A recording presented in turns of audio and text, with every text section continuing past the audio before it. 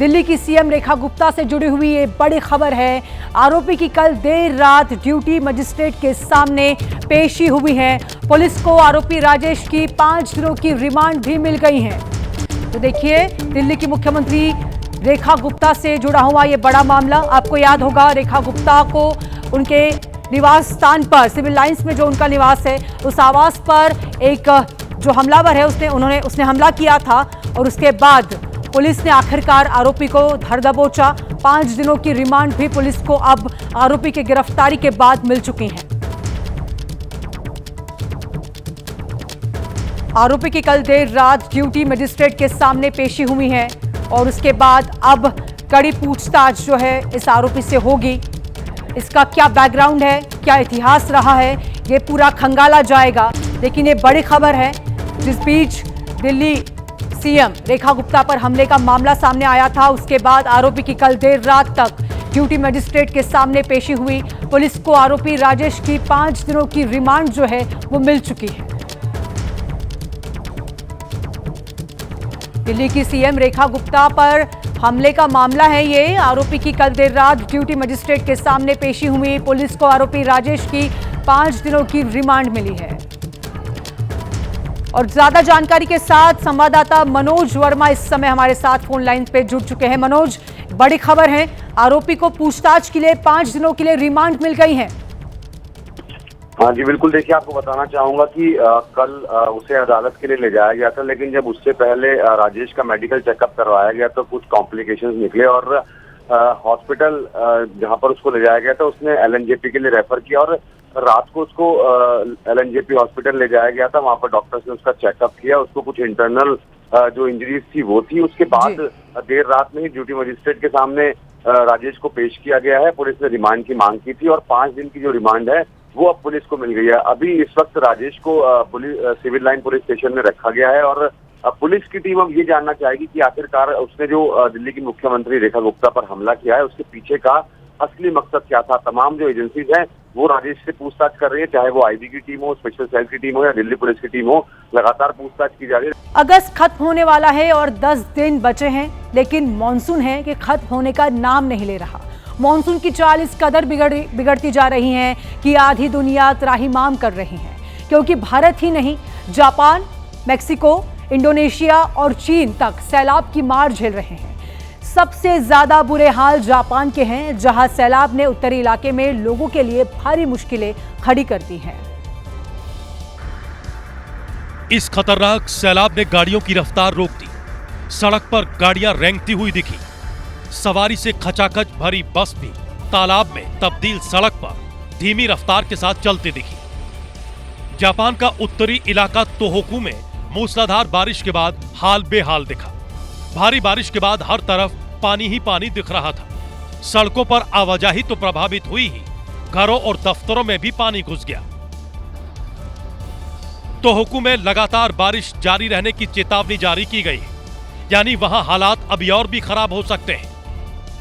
भारी बारिश की वजह से नदियां उफान पर हैं। निचले इलाकों में बाढ़ का खतरा बढ़ गया है। किता किता शहर में उफनती अनी नदी से रिहायशी इलाकों में दहशत है। वहीं उत्तरी अमेरिका के मैक्सिको में एक बार फिर से कुदरत का कहर सामने आया है। इस बार इतनी भयानक बाढ़ आ गई कि कई कारें पानी में तैरती हुई नजर आई हैं। सड़कें गायब हो चुकी हैं और बाढ़ का पानी दुकानों और घरों में तक घुस चुका है।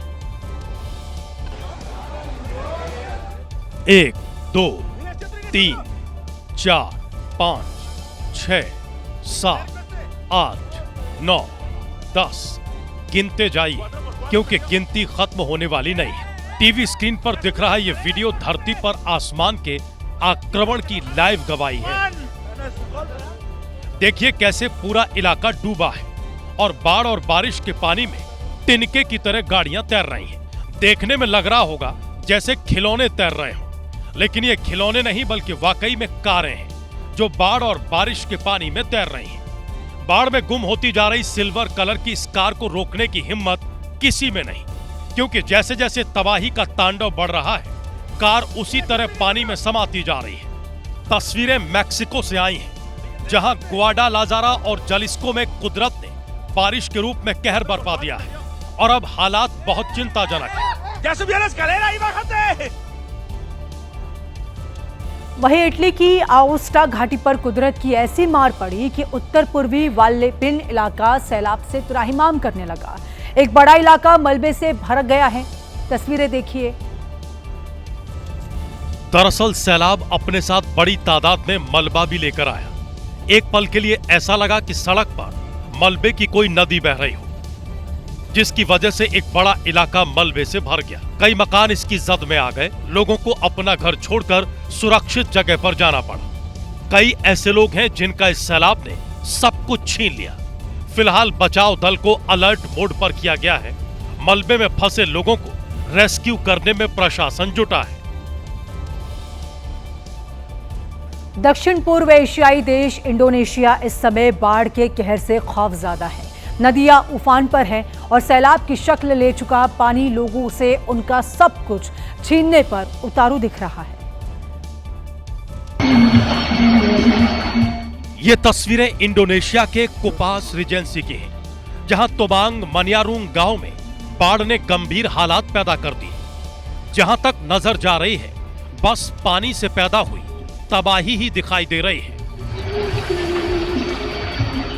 अपने ही घर की छत पर बैठे इस शख्स को देखिए। जब घर पर जल का अतिक्रमण हो जाता है तो सिर्फ पैरों के नीचे से जमीन नहीं छिनती, बल्कि छत भी छिन जाती है। हालांकि इस इंसान को पूरी उम्मीद है कि मुसीबतों के इस पहाड़ का जल्दी ही अंत होगा और इसी उम्मीद में उसने छत पर अपने घर का लगभग सारा सामान रख लिया है। तोबांग मनियारुंग के लोग नदी के करीब बसने का खामियाजा भुगत रहे हैं, क्योंकि जिन रास्तों पर पहले गाड़ियां दौड़ती थीं, अब वहां राहत के लिए बाढ़ से पीड़ित लोग किसी नाव या हेलीकॉप्टर की बाट जो रहे हैं। अब आपको लिए चलते हैं महाराष्ट्र के सतारा जिले में, जहां पर कृष्णा नदी से पानी छोड़े जाने के बाद कई मंदिर डूब गए हैं। ड्रोन से बनाए गए वीडियो में मंदिर के साथ साथ नदी के किनारे बने घर भी डूबे हुए नजर आए। सतारा जिले के वाई शहर में बने छोटे बड़े मंदिरों में पानी भरा हुआ नजर आया। कृष्णा नदी के किनारे बने ज्यादातर मंदिर पानी में डूबे हुए दिखाई दिए। नदी में 17,000 क्यूसेक पानी छोड़े जाने के बाद वाई शहर का प्रसिद्ध महागणपति मंदिर आधा डूब गया।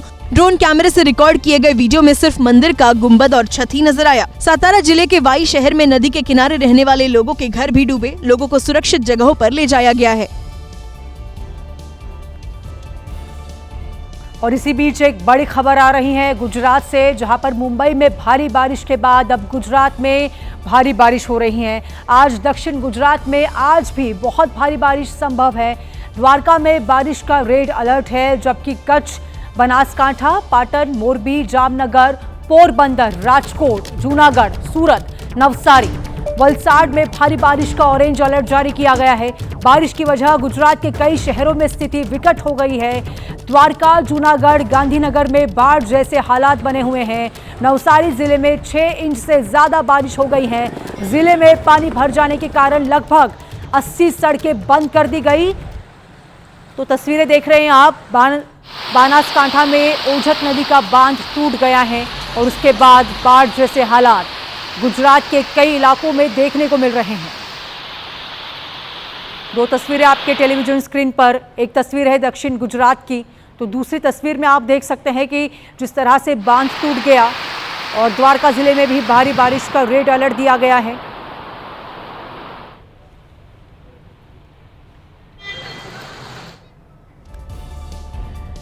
अब आपको लिए चलते हैं साउथ दिल्ली में, जहां पर ट्रिपल मर्डर से हड़कंप मच गया, जहां एक ही घर से 3 लोगों के शव बरामद हो गए हैं। हत्या का शक घर के छोटे बेटे पर जताया जा रहा है, जो वारदात के बाद से फरार है।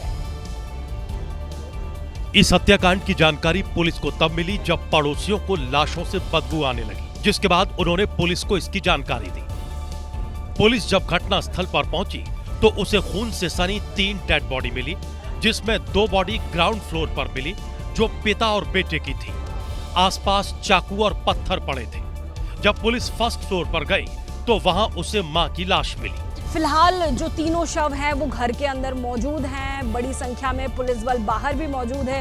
एक एफएसएल की टीम यानी कि जो फॉरेंसिक इन्वेस्टिगेटिव टीम है वो आकर यहाँ पर साक्ष्य यानी कि जो प्रूफ्स हैं उनको इकट्ठा कर चुकी है। वहीं दूसरी एफएसएल की टीम का भी इंतजार किया जा रहा है, जिसके बाद में बॉडीज को यहाँ से निकाला जाएगा। शुरुआती जांच में पता चला कि घर का दूसरा बेटा सिद्धार्थ, जिसकी उम्र 22 से 23 साल है, वो हत्याकांड के बाद से गायब है। स्थानीय लोगों से पूछताछ में ये पता चला कि सिद्धार्थ का साइकेट्रिक ट्रीटमेंट चल रहा था। सिद्धार्थ ने किसी को बताया था कि उसने अपने परिवार की हत्या कर दी है, जिसके बाद से वो फरार हो गया। इस लड़के ने ही ऐसा हत्या की है, क्योंकि आसपास के लोग कह रहे थे कि ये मदर फादर को लाइक नहीं करता है। वहीं पुलिस को एक पर्चा मिला है, जिससे पता चलता है कि सिद्धार्थ मानसिक रोगी है, जिसका 12 साल से इलाज चल रहा है। लेकिन इस हत्याकांड के बाद मोहल्ले के लोग डरे हुए हैं। पूरे इलाके में सनसनी फैल गई है। कई लोग मेरे घर पे आए कि ऐसी ऐसी बात हो गई है, क्या करें। ये चारों तरफ पुलिस है, यहाँ के हर आदमी डरा हुआ है। फिलहाल पुलिस ने घर को सीज कर दिया है और सिद्धार्थ की तलाश में जुटी है। और अब खबर कन्नौज से, जहां इलाके में चोर, बदमाश और ड्रोन उड़ाने की अफवाह को लेकर अफरा तफरी का माहौल बन गया। अफवाह की वजह से हालात यहां तक पहुंच गए कि इसका शिकार एक मजदूर को होना पड़ा। पूरे इलाके में तनाव है। ये तनाव रात के समय में और बढ़ जाता है। लोग रात को सो नहीं रहे हैं और अपने अपने गांव में गश्त कर रहे हैं। वजह है इलाके में फैली चोर, बदमाश और ड्रोन उड़ने की अफवाह। तस्वीरों में देखिए, लोग अपने घरों के बाहर पहरा दे रहे हैं। हाथों में लाठी और डंडे लेकर पूरे गांव में गश्त लगा रहे हैं। ये पूरा मामला है कन्नौज के छिमराबऊ के सिकंदरपुर इलाके का। यहां लोगों ने इस अफवाह के चलते मध्य प्रदेश के एक मजदूर को चोर समझकर पीट दिया। लोग ये दावा कर रहे हैं कि रात के समय उन्हें इलाके में ड्रोन उड़ते दिखाई दे रहे हैं। इस अफवाह ने पुलिस महकमे को भी चौकन्ना कर दिया है। कन्नौज पुलिस इलाके में जागरूकता अभियान चला रही है। अलग अलग गांव में चौपालें लगाई जा रही हैं। पुलिस अधीक्षक विनोद कुमार ने बाकायदा प्रेस नोट जारी करके लोगों से अपील की है कि वो अफवाहों पर ध्यान न दें और न ही उसे फैलाएं। सोशल मीडिया पर भी किसी तरह की भ्रामक पोस्ट न डालें। पुलिस ने सख्त हिदायत दी है कि अगर किसी ने ऐसा किया तो उसके खिलाफ कार्रवाई की जाएगी। वहीं यूपी में आवारा कुत्तों का आतंक लगातार बढ़ता जा रहा है। लखनऊ में 2 साल का बच्चा आवारा कुत्तों का शिकार हो गया। बच्चे के पिता ने इसके लिए नगर निगम को जिम्मेदार बताया है। बताया जा रहा है कि बच्चा अपने घर के पास खेल रहा था, तभी गली के आवारा कुत्तों ने उस पर हमला बोल दिया। कुत्तों ने बच्चे को बुरी तरह काटा। बच्चे के सिर, पीठ और कमर पर कुत्तों के दांत छप गए। जब बच्चे को चीखता देखा तो घर वालों ने उसे बचाया, लेकिन इस घटना ने लोगों को दहशत से भर दिया है। वहीं बच्चे के पिता ने एक्स पर पोस्ट कर लखनऊ के मेयर और नगर निगम से इसकी शिकायत की है। दरअसल लखनऊ में आवारा कुत्तों के हमले की घटनाएं आए दिन सामने आ रही हैं, लेकिन नगर निगम की तरफ से अब तक कोई सख्त कदम नहीं उठाया गया है। वहीं यूपी के मुरादाबाद में पुलिस ने अवैध ट्रैक्टर गिरोहों का भंडाफोड़ किया है। पुलिस ने आरोपियों के साथ 6 ट्रैक्टर और 1 कंटेनर बरामद भी किया। पकड़े गए तीनों आरोपी असम से लाए गए ट्रैक्टरों की पहचान और नंबर प्लेट बदलकर बेच दिया करते थे। इस बात का खुलासा तब हुआ जब मुरादाबाद पुलिस वाहन माफिया के खिलाफ अभियान चला रही थी। तभी पुलिस को इस गिरोह के बारे में पता चला, जो असम के किसानों से सस्ते में ट्रैक्टर खरीदकर यूपी में महंगे दामों में बेचा करते थे, जिनका इस्तेमाल अवैध कारोबार में किया जा रहा था। बिना किसी कागज के ट्रैक्टर की असम से खरीद होती थी और ये वही ट्रैक्टर्स होते थे जिन्हें किसान फाइनेंस और सरकारी सब्सिडी पर खरीदा जाता है। यानी ये सभी ट्रैक्टर बिना किसी कागज के फर्जी नंबर प्लेट पर पश्चिमी यूपी की सड़कों पर फर्राटा भर रहे थे। फिलहाल पुलिस ने 6 ट्रैक्टर और 1 कंटेनर को जब्त किया है और सभी अवैध ट्रैक्टर्स की तलाश हो रही है। यूपी के गाजियाबाद में उस वक्त हड़कंप मच गया जब चादर गैंग के बदमाश ने पुलिस टीम पर हमला कर दिया। जवाबी कार्रवाई में पुलिस ने गोली मारकर इनामी बदमाश को घायल कर दिया है। पुलिस की गिरफ्त में यह शातिर बदमाश कई दिनों से पुलिस के लिए चुनौती बन गया था। बदमाश बड़े बड़े शोरूम के शटर को काटकर चोरी की वारदातों को अंजाम देता था। ताजा मामला जयपुरिया मॉल का था, जहां शातिर लुटेरे ने शोरूम से लाखों की घड़ियों पर हाथ साफ कर दिया और नेपाल भाग गया। वहीं बदमाश फिर किसी वारदात को अंजाम देने की फिराक में घूम रहा था। तभी पुलिस ने उसका पीछा किया। इस दौरान उसने फायरिंग कर दी। जब पुलिस ने जवाबी फायरिंग की तो उसके पैर में गोली लगी और पुलिस ने बदमाश को गिरफ्तार कर लिया। भारत ने अपनी पहली इंटरकॉन्टिनेंटल बैलिस्टिक मिसाइल अग्नि 5 का सफल परीक्षण कर लिया है। यह भारत के पास मौजूद लंबी दूरी की मिसाइलों में से एक है। अग्नि 5 का परीक्षण ओडिशा के चांदीपुर में इंटीग्रेटेड टेस्ट रेंज में हुआ। इसका निर्माण डीआरडीओ ने किया है। इस मिसाइल की खूबी यह है कि ये 5000 किलोमीटर दूर तक लक्ष्य भेज सकती है, यानी एक झटके में पाकिस्तान, चीन, तुर्कियों जैसे देशों में घुसकर तबाही मचा सकती है। सबसे बड़ी बात यह है कि यह मिसाइल 7500 किलोग्राम के बंकर बस्टर वॉरहेड ले जाने में सक्षम है। साथ ही जमीन में 100 मीटर की गहराई तक जाकर दुश्मनों के nuclear system, radar system, control centre, हथियार स्टोरेज को तबाह कर सकती है। महत्वपूर्ण यह भी है कि यह मिसाइल कहीं भी आसानी से ट्रांसपोर्ट की जा सकती है, मतलब इसकी तैनाती देश के किसी भी हिस्से में आसानी से हो सकती है। आपको बता दें कि ऑपरेशन सिंदूर के बाद से भारत दुश्मनों के बंकर तोड़ने वाली मिसाइलों को तेजी से बढ़ा रहा है और अग्नि 5 की नई रेंज उसी दिशा में बढ़ाया गया कदम है। और इसी बीच बिहार से एक बड़ी खबर आ रही है। बिहार में आज राहुल गांधी और तेजस्वी यादव वोटर अधिकार यात्रा एक दिन के ब्रेक के बाद फिर से शुरू करने वाले हैं। यात्रा बिहार के शेखपुरा से शुरू होगी, जिसमें राहुल और तेजस्वी के अलावा वीआईपी प्रमुख मुकेश साहनी, माले के महासचिव दीपांकर भट्टाचार्य और कांग्रेस के प्रदेश अध्यक्ष राजेश राम की अगुवाई में ये वोटर अधिकार यात्रा शेखपुरा से आगे बढ़ने वाली है। देखिए, एक दिन का ब्रेक और उसके बाद आज फिर से शुरू होगी बिहार में वोटर यात्रा।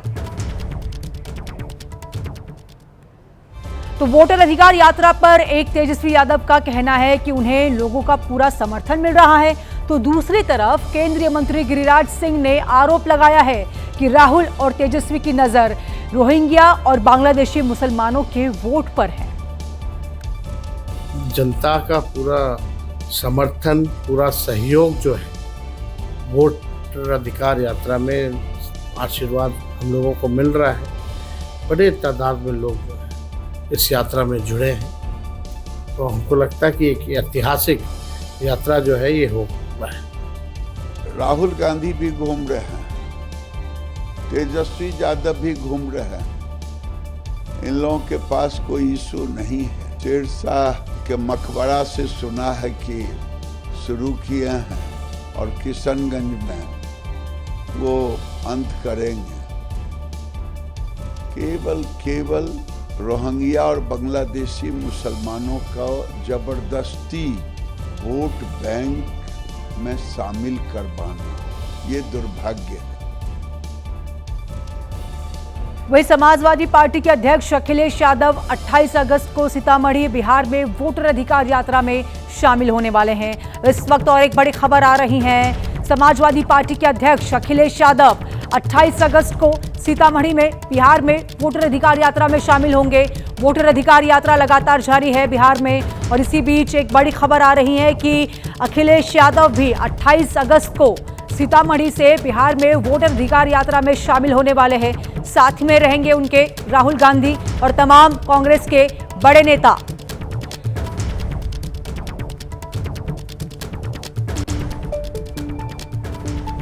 देखिए, वोटर यात्रा जो है लगातार जारी है। वोटर अधिकार यात्रा में अब अखिलेश यादव भी आने वाले 28 अगस्त को सीतामढ़ी से शामिल होने वाले हैं। और राजधानी लखनऊ में थाने के अंदर शौकीन दरोगा का पैर दबाते हुए एक वीडियो सामने आया है, जिसने पूरे पुलिस महकमे की फजीहत करा दी।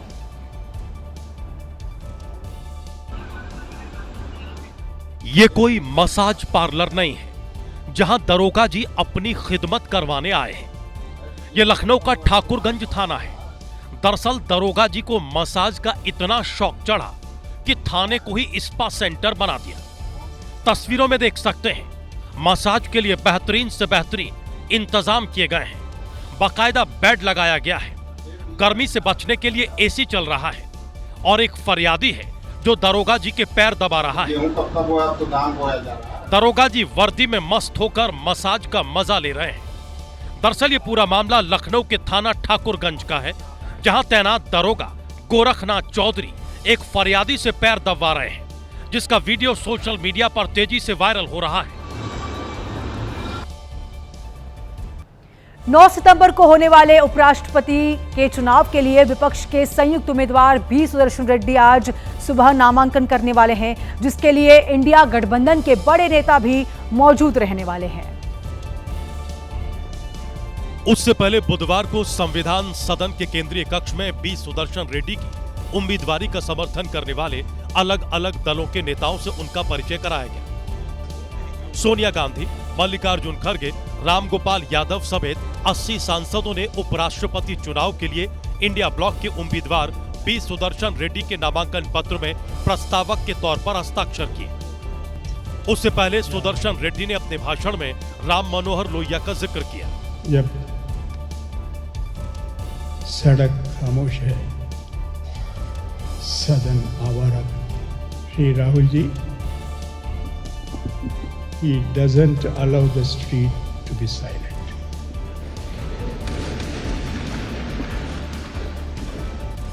But it has become his second nature and a habit. And it is part of his journey now to face one challenge after the other. Lok Sabha में नेता प्रतिपक्ष राहुल गांधी ने बी सुदर्शन रेड्डी की तारीफ की और उनका समर्थन किया। Now we are backing Sudarshan Reddy ji. I'm confident that he will fight an extremely solid election and the nation will see the message that we are intending to deliver. दूसरी तरफ NDA के उपराष्ट्रपति पद के उम्मीदवार CP Radhakrishnan ने प्रचार शुरू कर दिया है। बुधवार को उन्होंने पूर्व प्रधानमंत्री एचडी देवेगौड़ा से दिल्ली में उनके आवास पर मुलाकात की और चुनाव में उनका समर्थन मांगा। और इसी बीच एक बड़ी खबर का रुख कर लेते हैं। 9 सितंबर को होने वाले उपराष्ट्रपति चुनाव के लिए विपक्ष के संयुक्त उम्मीदवार बी सुदर्शन रेड्डी आज सुबह नामांकन करने वाले हैं, जिसके लिए इंडिया गठबंधन के बड़े नेता भी साथ में उनके मौजूद रहेंगे। इंडिया गठबंधन के उपराष्ट्रपति उम्मीदवार का आज नामांकन है। बी सुदर्शन रेड्डी सुबह 11:30 बजे ये नामांकन करने वाले हैं। राहुल, खड़गे, प्रियंका, अखिलेश सहित बड़े नेता भी इसमें साथ में मौजूद रहेंगे। सोनिया सहित 80 सांसदों ने प्रस्तावक के रूप में हस्ताक्षर भी किया है।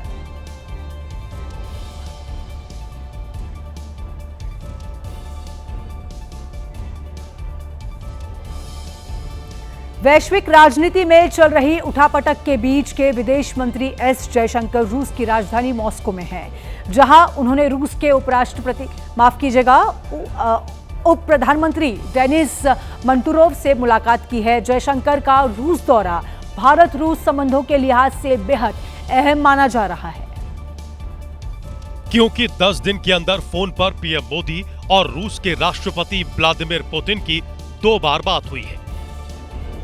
इसी बीच जयशंकर मॉस्को पहुंचे और उप प्रधानमंत्री डेनिस मंटूरोव से सुरक्षा, व्यापार और रणनीतिक साझेदारी समेत कई अहम मुद्दों पर गहन चर्चा की। विदेश मंत्री ने भारत रूस अंतर सरकारी आयोग यानी IRIGC टेक की 26वीं बैठक की सह अध्यक्षता की, जिसमें व्यापारिक रिश्तों को नई ऊंचाइयों पर ले जाने पर विशेष जोर दिया गया। Over the last 4 years, Excellency, our bilateral trade in goods has increased, as you have noted, from more fivefold, from $13 billion in 2021 to $68 billion in 24-25, and it continues to grow. बैठक में विदेश मंत्री ने व्यापार संतुलित रखने के भी सुझाव दिए। एस जयशंकर आज रूस के विदेश मंत्री सर्गेई लावरोव से भी मुलाकात करेंगे, जिसमें विदेश मंत्री वैश्विक मुद्दों पर भारत का दृष्टिकोण साझा करेंगे। विदेश मंत्रालय ने अपने एक बयान में बताया है कि जयशंकर की यात्रा का मकसद भारत रूस की विशेष और विशेषाधिकार प्राप्त रणनीतिक साझेदारी को और मजबूत करना है। बिहार के सासाराम से एक बड़ी खबर सामने आई है। यहां नगर विकास विभाग के एक कार्यक्रम में पहुंचे राज्य सरकार के नगर विकास मंत्री जीवेश मिश्रा उस समय गुस्से में आ गए जब पत्रकारों ने शहर की समस्याओं को लेकर उनसे लगातार सवाल पूछना शुरू कर दिया। मंत्री जीवेश मिश्रा का गुस्सा इतना बढ़ गया कि उन्होंने पत्रकारों को पिस्तौल लेकर चलने की सलाह दे डाली। क्या कहते हैं मंत्री महोदय, सुन लीजिए जरा। मेरी मर्जी के खिलाफ हमारा चले बयान पिस्तौल लेके चलो, फिर पिस्तौल, हाँ ये भी कौन है आप, कौन है पिस्तौल लेके चलो, ऐसा थोड़ी होता है। मेरी मर्जी के खिलाफ हमारा चले बयान पिस्तौल लेके चलो, फिर पिस्तौल, हाँ ये भी कौन है आप, कौन है पिस्तौल लेके चलो। बड़ी खबर आ रही है उत्तराखंड से, जहां पर चमोली में फिर एक बार भूस्खलन हो गया है। गोचर और कर्णप्रयाग के बीच ये भूस्खलन हुआ है। भूस्खलन के बाद बंद हो गया है बद्रीनाथ हाईवे। बद्रीनाथ हाईवे पर लंबा जाम लगा है। हाईवे बंद होने के बाद उसे खोलने का काम लगातार प्रशासन की ओर से जारी है। लगातार हो रही बारिश की वजह से ये परेशानी हो रही है। तस्वीरें देखिए आप, जहां पर साफ तौर पर देखा जा सकता है कि हाईवे बंद हो गया है और उसे खोलने का काम जो है वो लगातार जारी है।